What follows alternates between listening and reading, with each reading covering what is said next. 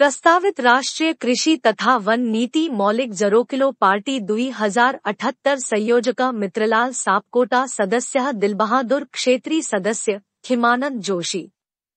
पृष्ठभूमि नेपाल अन्नपूर्णाको देश हो। परापूर्वकालदेखि नै कृषि उत्पादनमा आत्मनिर्भर रहँदै आएको थियो।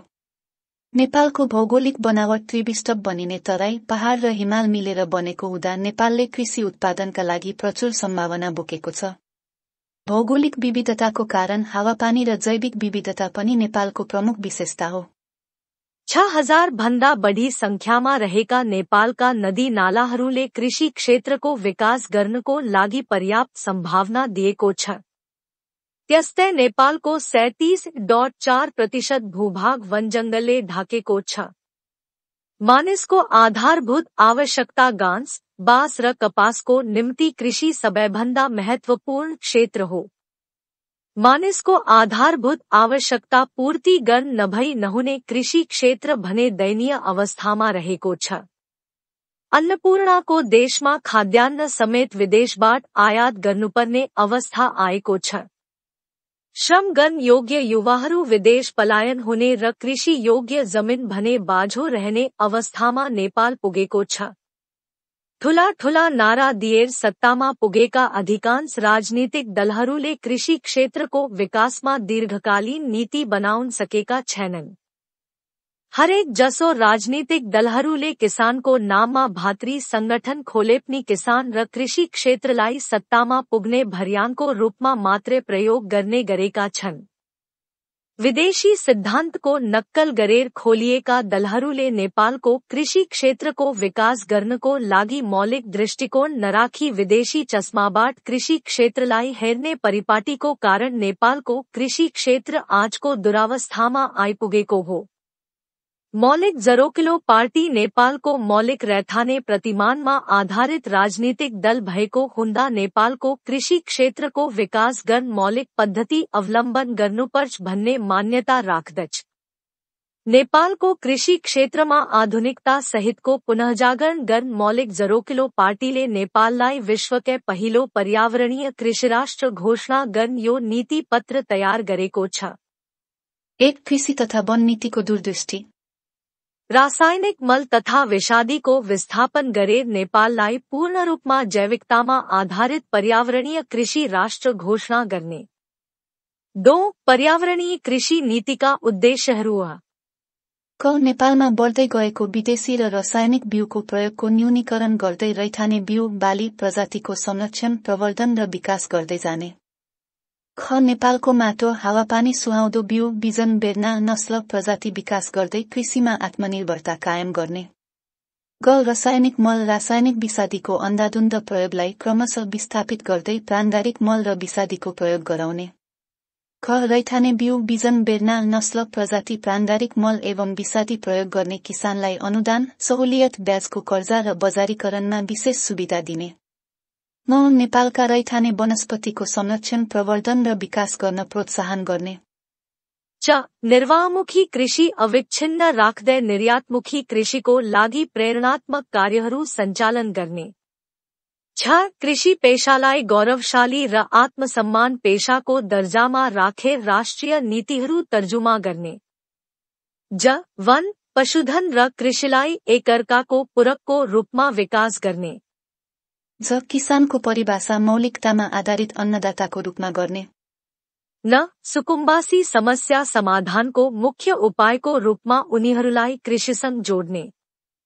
3 कृषि क्षेत्रका समस्याहरू। विभिन्न राजनीतिक पार्टीहरूले ठूला भनिएका क्रान्ति र परिवर्तनहरूको मूल एजेन्डा नै कृषि, किसान र भूमि, जल, जमिन र जङ्गल लाई बनाएतर सत्तामा पुगेपछि कृषि क्षेत्रका समस्याहरूको समाधान गर्न उदासीन बन्दै आएका छन्। कृषि क्षेत्रको दीर्घकालीन समाधानको लागि स्पष्ट नीति नहुनु, पराई प्रतिमानमा आधारित दृष्टिकोण हुनु, कृषि र सिंचाइका आयोजनाहरू कार्यकर्ता भर्ती केन्द्र बन्नु, कृषिलाई छुट्याइएको अनुदानमा दलीय समीप्यताका आधारमा हालिमुहाली चलाउँदै जानु र बिचौलियासँग साँठगाँठ गरेका कारण कृषि क्षेत्रका विद्यमान समस्याहरूको समाधान हुन सकेका छैनन्। नेपालको कृषिमा देखाएका समस्याहरू रहेका छन्।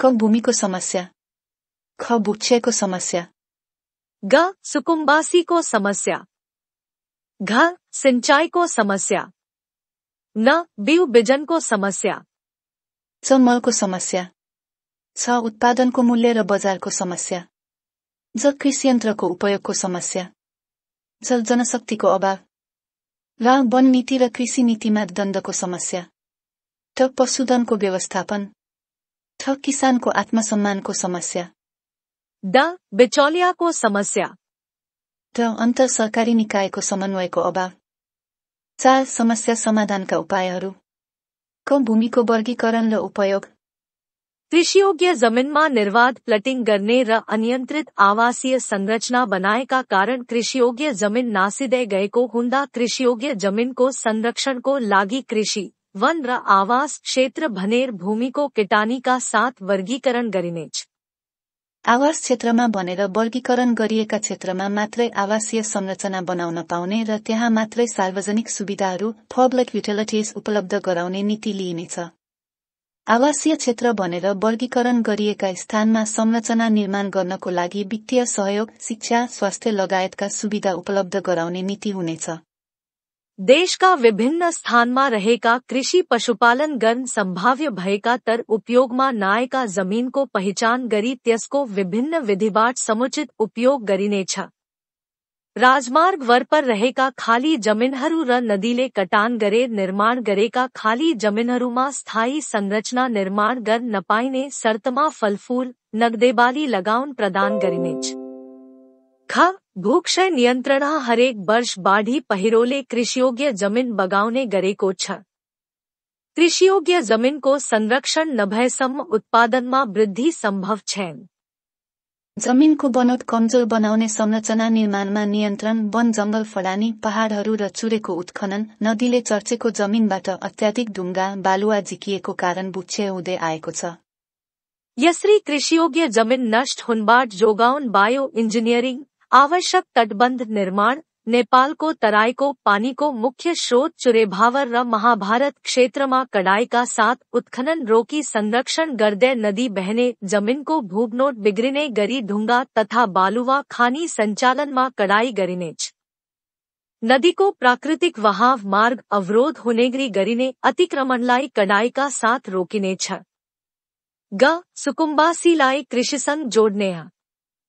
सुकुम्बासी समस्या नेपालका राजनीतिक दलहरूको जनता भुलाउने र कार्यकर्ता पोष्ने मुद्दा भएको छ। यसको दीर्घकालीन रूपमा नै समाधान गर्न कृषि क्षेत्रको समस्यालाई समष्टिगत रूपमा समाधान गर्ने नीति लिइनेछ।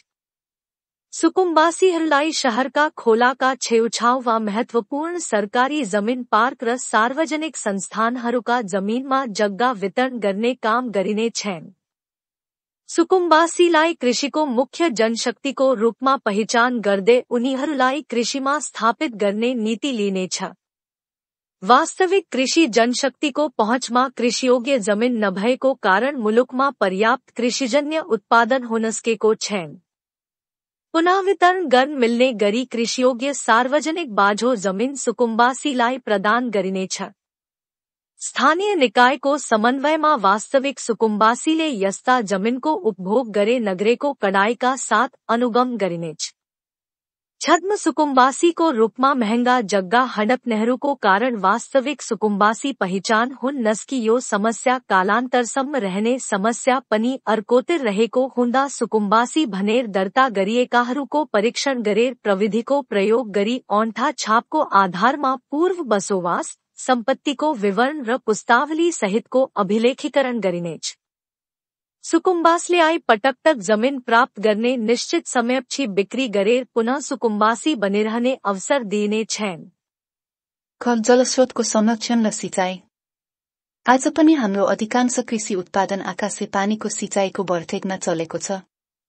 वर्षा राम्रो पर्दा उत्पादन बढ्ने र वर्षामा तलमाथि भए दिन्दा उत्पादन घट्ने कारणको स्थायी समाधान भनेको सिंचाईको व्यवस्थापन नै हो।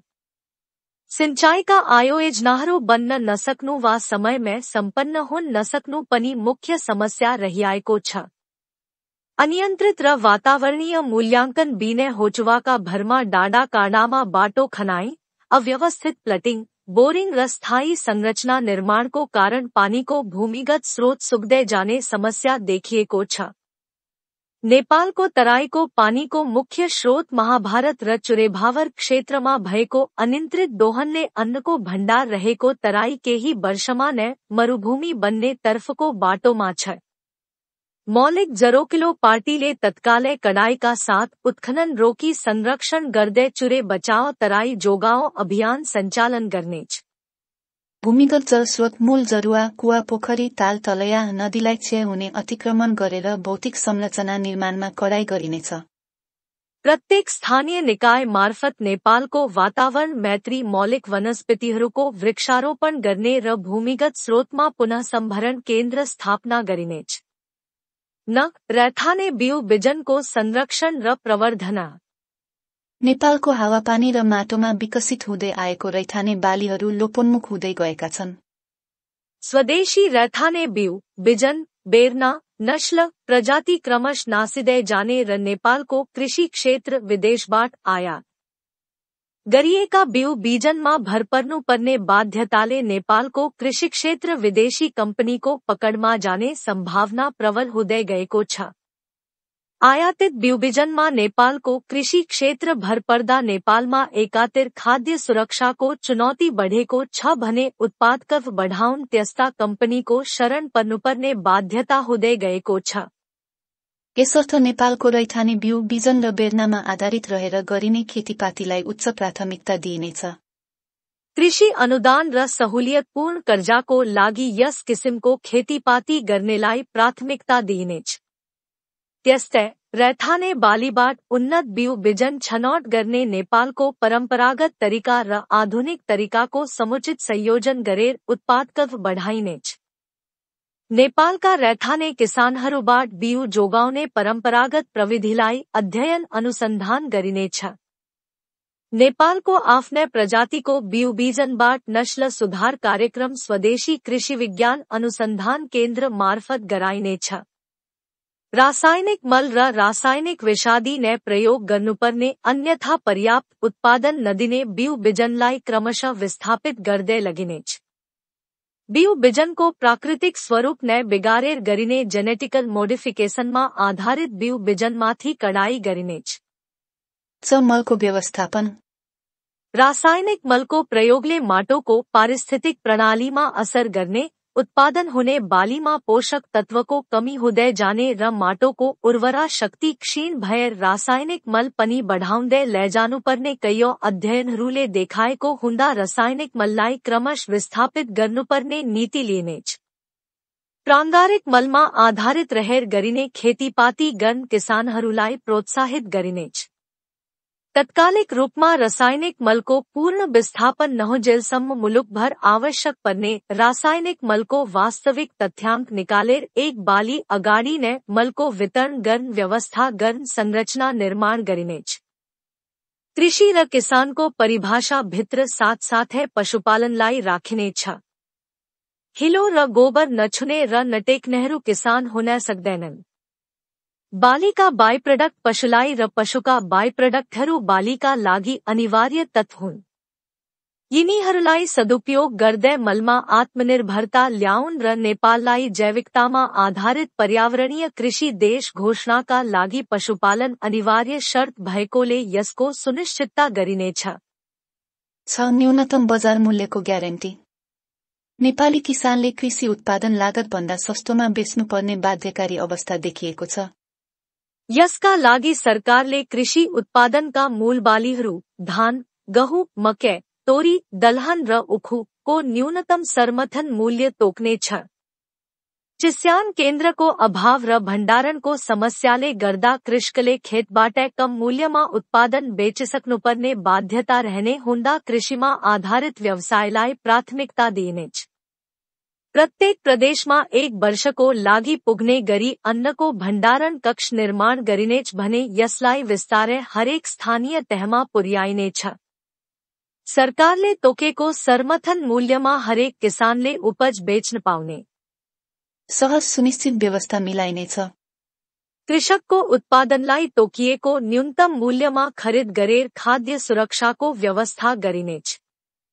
विदेशबाट लुकिछिपी आउने कृषिजन्य उत्पादनको कारण स्वदेशी कृषि उत्पादनले बजार नपाउने अवस्थाको अन्त्य गर्न सिमानाकामा कडाई गरिने र देशका किसानको उत्पादनको बजार र मूल्य नखलबलिने गरी आवश्यकताको आधारमा मात्र आयात गर्न दिने नीति अवलम्बन गरिनेछ। ठूलो जनसङ्ख्या कृषि पेशामा आबद्ध भएको हुँदा बजेट विनियोजन गर्दा कृषि क्षेत्रको राष्ट्रिय अर्थतन्त्रमा भएको योगदानलाई कदर गर्दै बजेटको 10% रकम विनियोजन गर्ने नीति लिइनेछ। कृषि औजारको उत्पादन र व्यवस्थापना। आधुनिक प्रविधिको प्रयोग गरेर थोरै श्रमशक्तिमा पनि धेरै उत्पादकत्व दिन कृषिमा आधारित अनुसन्धान, आविष्कार र नवाचारलाई कृषि नीतिको महत्त्वपूर्ण अङ्ग बनाइनेछ। यसो गर्दा कृषि क्षेत्रमा आश्रित जनशक्तिलाई बेरोजगार बनाउने नीति लिइने छैन।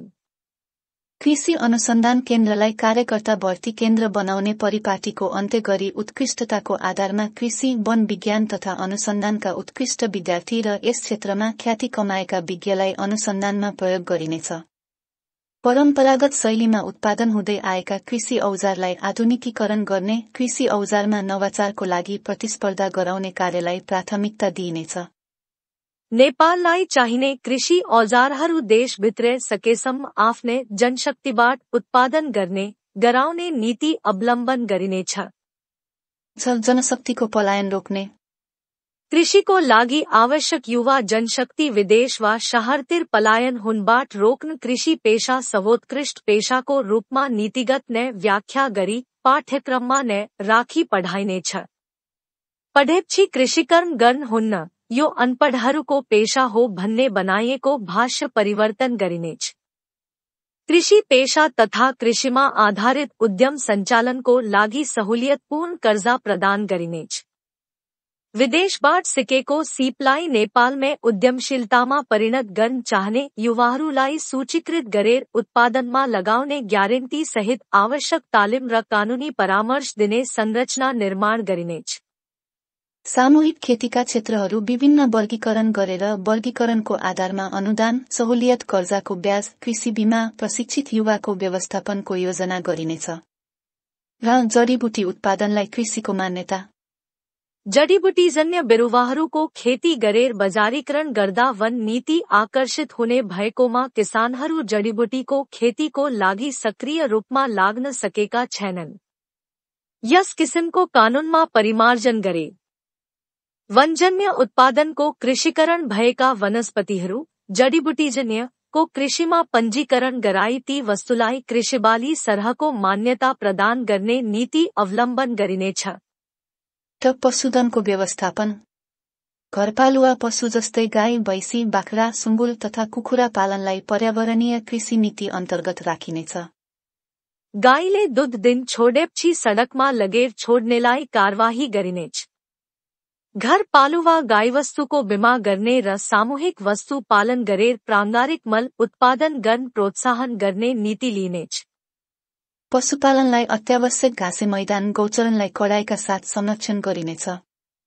मौलिक रैथाने प्रजातिका मासुजन्य पशुपक्षीहरूका लागि विशेष क्षेत्र निर्धारण गरी मासु बजारलाई स्वदेशकै उत्पादनबाट पूर्ति गर्ने सुनिश्चितता गरिनेछ। अण्डा, मासु, दूधको आयातलाई कडाइका साथ नियन्त्रण गरिनेछ। किसानको आत्मसम्मानमा अभिवृद्धि। खेतीपाती गर्नु अशिक्षितको काम हो भन्ने भाष्य निर्माण गरिएको कारण शिक्षित युवाहरू खेतीपातीतिर आकर्षित भएका छैनन्। यसर्थ वास्तविक किसान हुनु गौरवको कुरा हो भनेर किसानको आत्मसम्मानमा वृद्धि गर्ने नियमित कार्यक्रम, प्रशिक्षण र विद्यालयको पाठ्यक्रममा समावेश गरिनेछ। विद्यालयहरूमा कृषिमा आधारित प्रतिस्पर्धात्मक कार्यक्रम, कृषि पाठशालाहरू अनिवार्य गराउनु पर्ने, विद्यालयभित्र किसानबाट अनौपचारिक कक्षाहरू दिने अनिवार्य व्यवस्था गरिनेछ। पाठ्यक्रममा, समाजमा, विभिन्न मञ्चहरूमा कृषि पेशालाई सम्मानित पेशाको रूपमा सुसूचित गरिनेछ। किसान सम्मान कोषको स्थापना गरिनेछ। हरेक किसान लाई कृषि कर्म गर्दा का बखत हुंसकने दुर्घटना का लागी किसान सम्मान कोष मार्फत बीमा को सुविधा उपलब्ध कराइने छ। कृषि बीमा र किसान को बुढ़ियोली में पेंशन पाउने व्यवस्था गरिने छ। गांव गांव का किसान लाई सामाजिक मंच में सम्मानजनक स्थान दिने र कृषि वैज्ञानिक लाई पुरस्कृत करने परिपाटी को थालनी गरिने छ। बिचौलिया को समस्या बिचौलिया को समस्याले गर्दा किसान को लागी राज्य द्वारा देने अनुदान तथा सहूलियत ब्याज दर को कर्जा पहुंचवाला राजनीतिक दल का कार्यकर्ता तथा कर्मचारी को मिलिप गतमा परिचालन भय को कारण वास्तविक किसान सम्मत्यस किस्म को अनुदान र कर्जा पुग न सके को छैन। वास्तविक किसान बाहेक बिचौलियाले त्यस किस्म को अनुदान एवं कर्जा को उपभोग गर्नबाट वंचित करने सुनिश्चित व्यवस्था गरिनेछ। गलत व्यक्तिले अनुदान एवं सहूलियत कर्जा उपभोग करे को सूचना दिने व्यक्तिलाई आवश्यक पुरस्कार को व्यवस्था गरिनेछ। त्यसरी उपयोग करे को पाइएमा खाए पाए को अनुदान रकम को दोबर नीजबाट सरकारी बाकी बक्यौता सरा असुलों पर करने र कानूनी दंड जरिवारा समेत करने आवश्यक नीति निर्माण गरी लागू गरिने छ। अंतर सरकारी निकाय को समन्वय कृषि, वन, सिंचाई, भौतिक पूर्वाधार, अर्थ, विज्ञान प्रविधि र शिक्षा मंत्रालय र विभाग बीच को समन्वय का साथ है राज्य का 3 सरकारहरू बीच को समन्वय को अभावमा कृषि क्षेत्रलाई कतै लावारिस जस्तो त कतै केही टाठा बाठा को खाने बाटो बनाइएको छ। यो अस्तव्यस्ता को अन्त्य गरिने छ। कृषि क्षेत्रलाई मौलिक ढांचामा आत्मनिर्भर बनाउँदै भावी पुस्ताका लागि संरक्षण गर्न मंत्रालय, विभाग र सरकारहरू बीच समन्वय अति आवश्यक छ। सबै निकायले अनिवार्य समन्वय गर्नै पर्ने गरी यसको समन्वयको लागि छुट्टै संरचना खडा गरिनेछ। कृषि र किसानलाई अचानो बन्ने गरी कुनै नीति निर्माण गर्न नपाउने व्यवस्था गरिनेछ। 4. पर्यावरणीय कृषि प्रणाली को अवलंबन का फायदाहरू नेपाललाई पर्यावरणीय कृषि राष्ट्र घोषणा गरी यहाँबाट नेपालमा उत्पादन होने कृषिजन्य उत्पादनमा भौगोलिक संकेत जियोग्राफिक इंडिकेशन जारी गरिनेछ।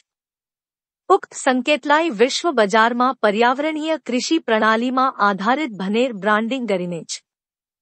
जसले गर्दा नेपालमा उत्पादन होने कृषिजन्य उत्पादनले अन्तर्राष्ट्रिय बजारले विशेष पहिचान राख्ने खरिदमा प्राथमिकता दिनेछ।